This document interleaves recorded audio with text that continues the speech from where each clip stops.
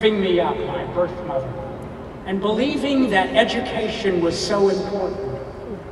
And I told them that I was a bastard, and everybody went, and so I said, oh, and I asked the students, what is a bastard? Hands went up all over that 300. Don't ever think that our very young children and our young adolescents and adults don't know what's happening in the world. They do, and they gave me the right answer.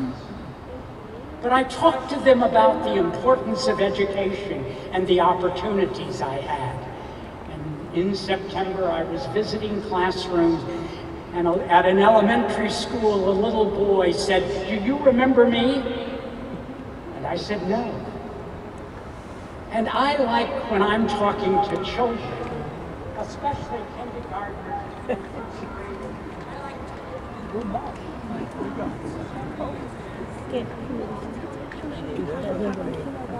to So I knelt down and talked to this student, and he said to me, "I'm just like you." And I'm saying to you, you never know the impact of what you do and your words on the people that you come in contact with, on their students. Have you ever walked into a kindergarten class? A kindergarten class is a buzz. And they were so excited and enthusiastic. And they love to learn. And so what happens in the second and the third and the fourth grade with many of our children? Those children do not fail, but we as adults fail our children. We must learn to fail fewer children. They are the future. There are a lot of conversations going on today regarding the future of education and teacher education. I'm going to cover 4 because they are not new. They are the same thing that in 1956, when I began teaching, that they were talking about then, maybe with different rhetoric and different language, but the same issues that we are facing. Teacher preparation. The question is being raised about the quality of our teacher preparation program. I'm not sure I was prepared for my first 6th grade class of 44 kids. I was so happy to have a job. I didn't know 44 kids were too many. I just thought, that's what you've been served, and that's what you are responsible for. I loved my job.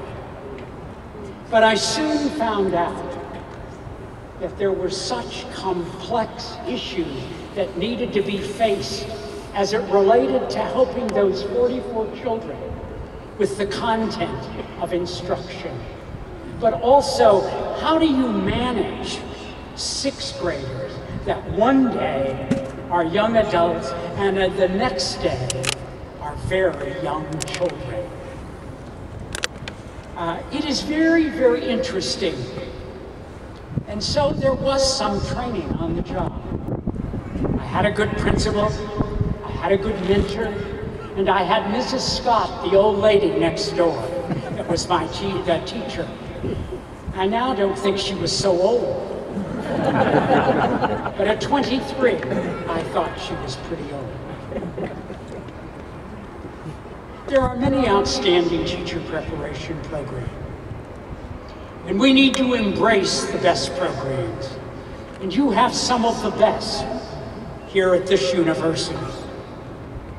But across this nation, many of our programs are not living up to high standards to prepare our people to deal with what they need to deal with in the classroom. There needs to be the breakdown, the walls between teacher preparation programs and effective education for all students. There needs to be mutual partnership to ensure teachers are prepared, are constantly engaged in refining their practice, and are prepared to lead. When somebody asks me, where did you prepare to become an administrator, to be a superintendent? I said, in the classroom. That is where leadership begins. It doesn't begin with some fancy title, but you are the leaders in the classroom. Let me just say that I believe in our profession, the hierarchy of education, the highest point are the teachers, and we must never forget it.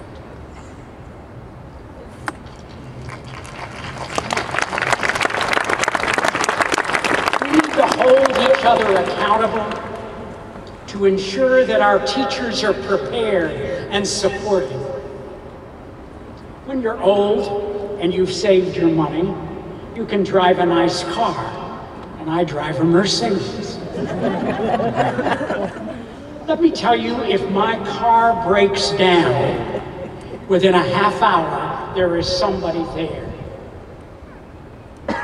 We, as institutions preparing educators, both administrators and teachers, need to have the service that Mercedes provides for their cars. Because let me tell you, over the years, I've gotten in trouble as a teacher, as an administrator, and I needed somebody to come and fix my flat tire. So we as institutions need to be responsible for who we turn out. Recruitment. Over the last 20 years, we have seen the advent of new programs to recruit and develop aspiring educators. And these programs include Teach for America and the New Teacher Project. Many of you here today represent those organizations. There is not one way to prepare teachers. There is not one size.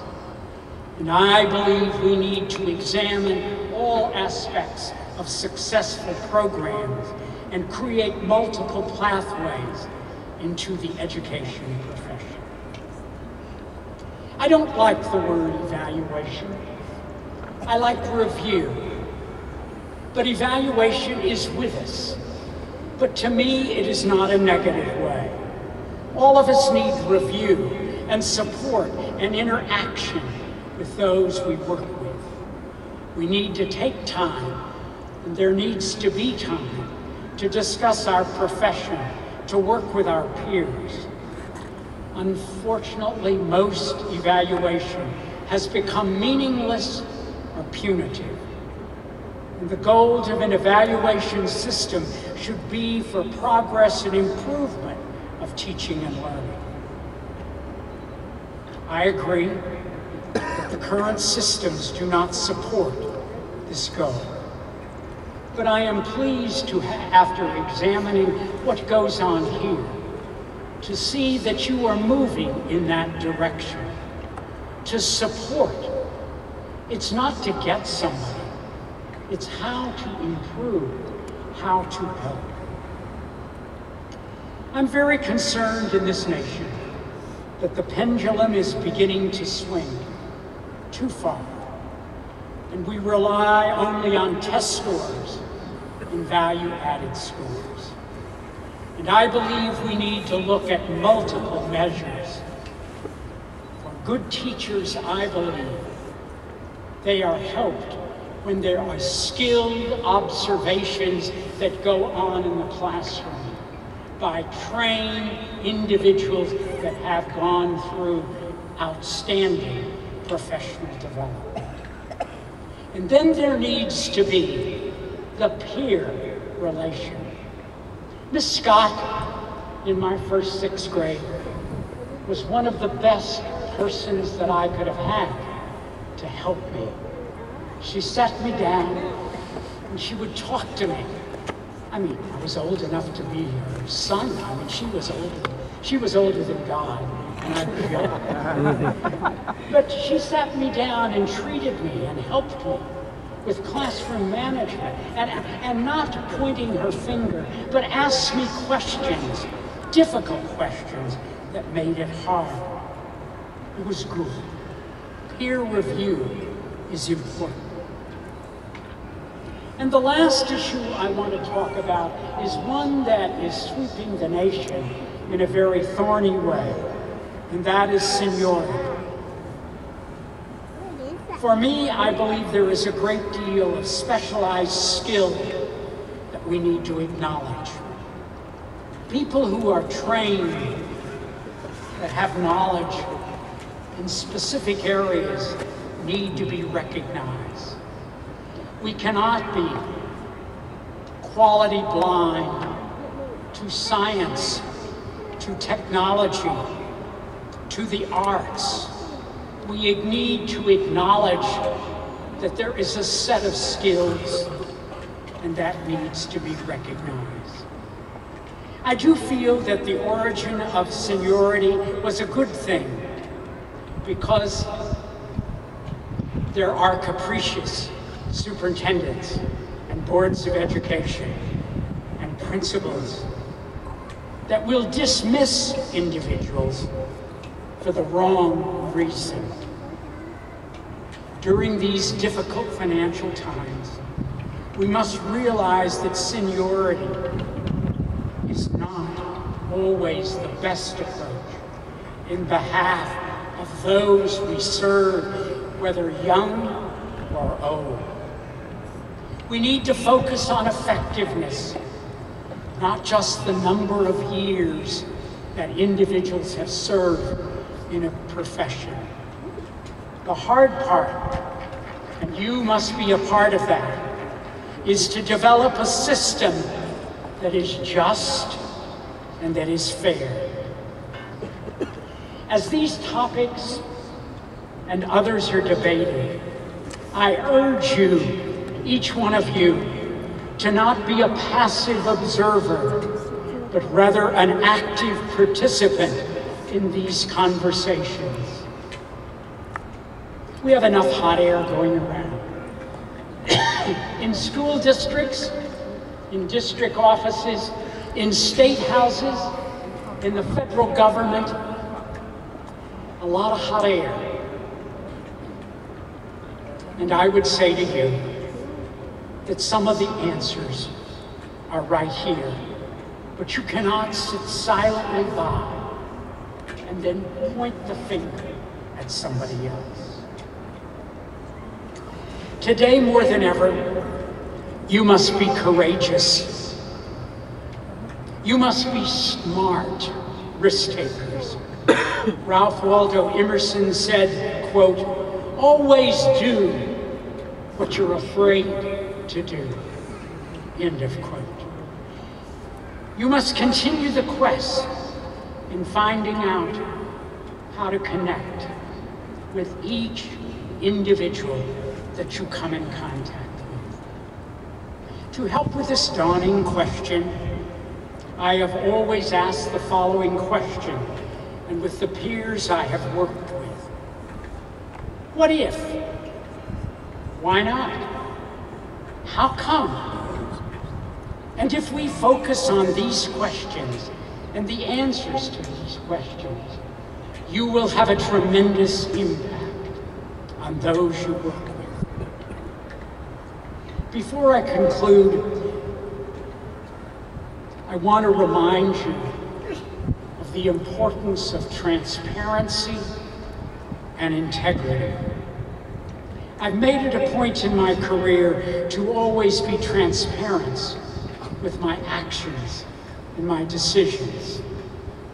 It's not been easy.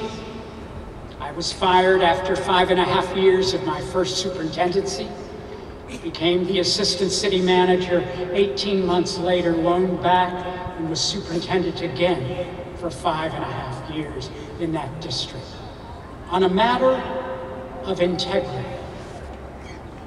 Your integrity must never be for sale. As you leave this fine establishment and continue or start your careers, I encourage you not to forget the persons and the people who were struggling, but who were afraid to ask for help. You never know who that person may become, or how she or he may affect change in the world if you were there. I am challenging each one of you today with the words of Steve Jobs. Make a dent in the universe. Good day.